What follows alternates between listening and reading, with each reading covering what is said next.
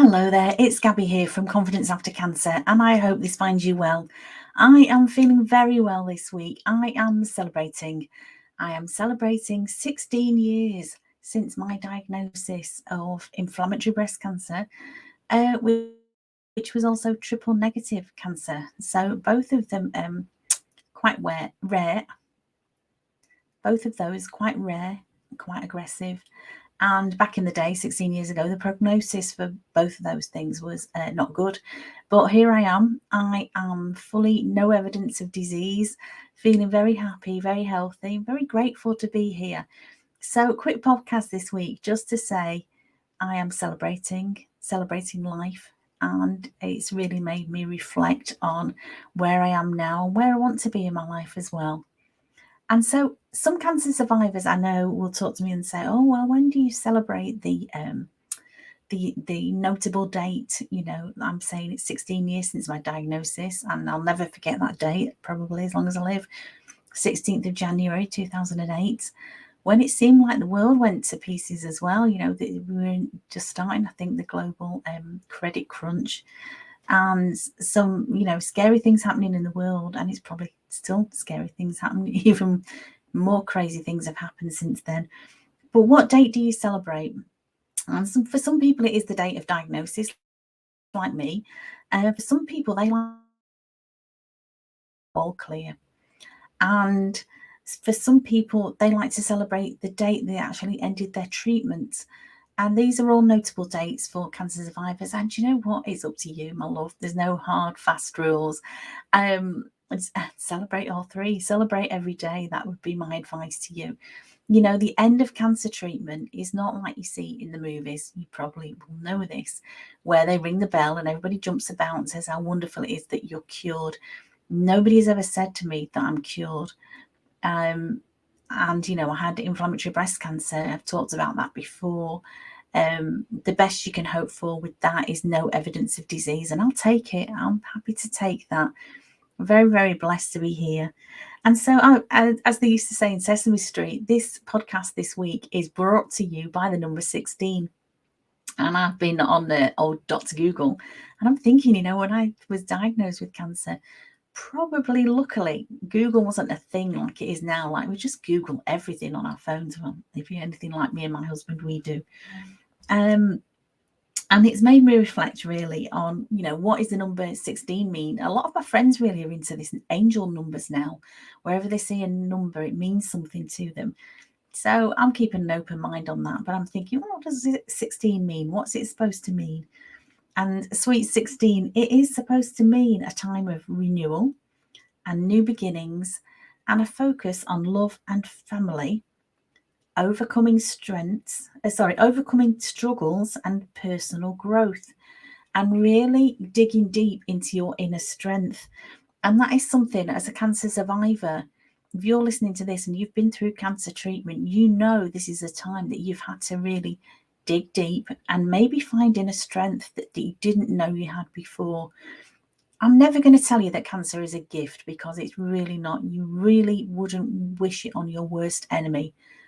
But wrapped within that diagnosis and all the things that you're going to go through in a cancer diagnosis, one of the positive things that can come out of it is finding your inner strength that you maybe didn't know that you had. Also, maybe realizing things that you maybe taken for granted before. I know I had family and friends who loved me. But again, you kind of take that for granted in most day-to-day life, don't you? But it really brought that home to me, how absolutely blessed I am and how grateful I am for the support and the love that I've got around me. My life's not perfect, and I'm not pretending that it is. And along the way, I've made some mistakes. I made some mistakes in my cancer recovery journey, and that's really why I do the work that I do now.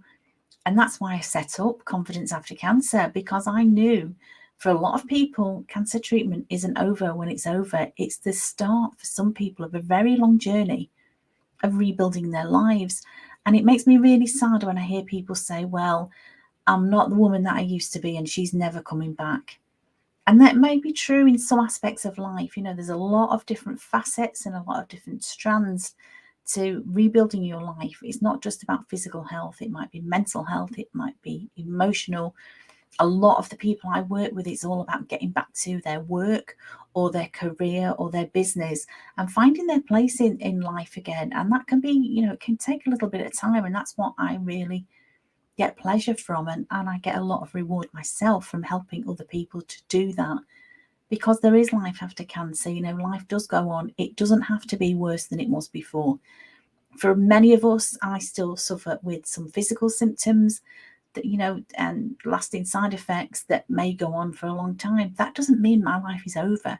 That doesn't mean my life has to be worse than it was before. It's different, and I've had to make some adjustments. And again, that's different for everybody.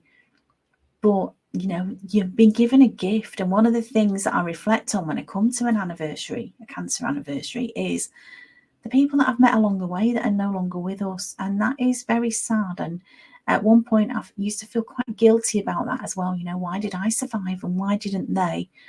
And it kind of grates on me a little bit when people say, oh, you're so positive. That's why you survived. I wouldn't for 1 minute say that I survived against somebody who didn't, because they weren't positive enough. I really think that's unfair. Who knows? All we can do is do our best. I've learned a lot about wellness that I share with people on my podcast, on my website, on my courses. I share a lot about nutrition. And again, it's not about hard and fast rules. It's about what works for you. And that is part of building your confidence after cancer. That's what it's all about, building the life that you were meant to live. Feeling joy and happiness and building on that. Again, nobody's life is perfect. My life is not joyful and happy, 24/7. Like everyone, I have my ups and downs. I have my challenges. I still have to dig deep sometimes to overcome things that life throws at all of us. But I've got a lot of tools and techniques and things that I can share with people now that will help you. If you're struggling with anything, I would just ask you to reach out to me. You are not alone. When I finished treatment, I really felt there was something wrong with me, because I felt like I should be exuberant. I felt like I should feel triumphant, and I didn't. I was very depressed. I was very anxious, and I felt quite lonely. I felt like nobody understood me. And if you're listening to this thinking, well, I finished treatment, but I'm struggling here, I understand that. I've been there, and I'm here for you. So please reach out. There will be hopefully a link to my website around this podcast in the notes, confidenceaftercancer.co.uk. You can get in touch with me, Gabby Mottershead. I'm on all socials, Gabby Motti on Instagram. Get in touch with me. I'd love to help you. I'd love to know what your challenges are and how I can help you, because if I can't help you, I bet I will know somebody who can. And so I just want to leave you with the thought, really, of that I am very grateful for being here. I'm grateful for the technology that even a technophobe like me can get my head around, where I can speak to you. I can speak to you on the internet. I can speak to you on my podcast. I can speak on socials. So thank you so much for listening. I'd also like to thank my coaching clients, the people that I work with, the people that I am blessed to help on their journeys as well, because I learn from them as well. And the love and the inspiration, it is just wonderful that I get from that. As always, I want to thank my friends and family for just the support and the love and the understanding that you've given me when I've fallen down, when I've been struggling. And life is hard sometimes. And, thank you so much, anybody that's helped me in any little way. It means the world to me. Thank you so much. And lastly, but not least, I want to thank my husband, Paul, who, again, probably take for granted a hell of a lot.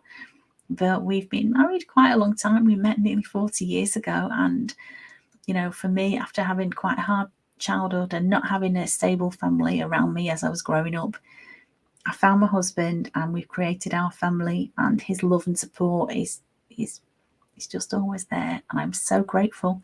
So whatever you're doing, I'm thankful for you, my love, for listening to this.